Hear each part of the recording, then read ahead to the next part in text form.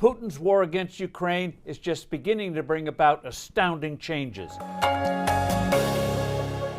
Hello, I'm Steve Forbes, and this is What's Ahead, where you get the insights you need to better navigate these turbulent times.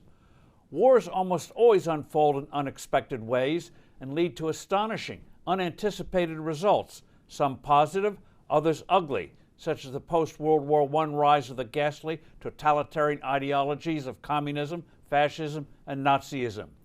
The heroic resistance of Ukraine against Russia has already triggered shifts, some small, others profoundly important. The biggest by far is the volte-face of Germany. Only days ago, Germany was actively barring shipments of weapons to Ukraine. For many years, Berlin starved its defense budget and treated NATO as something of an albatross, an obstacle for pursuing business deals with Russia, China, and Iran. This past weekend, all that radically changed as the government, whose biggest party has long been pro-Russian, announced immediate, massive shipments of military equipment to Ukraine.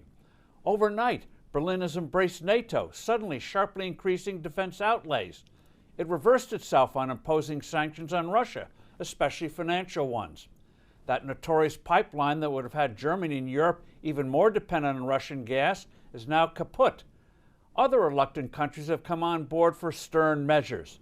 NATO, which had almost become comatose, is now bustling with a renewed sense of purpose. Putin wanted to kill NATO. Instead, he has revived it and strengthened it.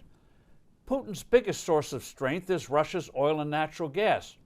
Frivolously over the years, Europe has unnecessarily made itself more and more dependent on importing those energy sources from Russia. Germany has been the most feckless, but now the government, which includes the powerful Green Party, is fast-tracking the construction of 2 liquefied natural gas terminals to import this fuel from non-Russian sources, including the U.S. Putin's depredations against his democratic neighbor have awakened the world to the dangers he poses to civilization. He has made it increasingly clear his bloody ambitions go beyond Ukraine. But more surprises are coming. For example, to subdue Ukraine, Putin may well resort to unleashing the kind of horrific artillery bombardments that reduced Chechen cities to rubble. Ukraine will face a humanitarian crisis the world will not be able to ignore. The result may well be military intervention to stop the slaughter. The result of that could well be Putin's overthrow.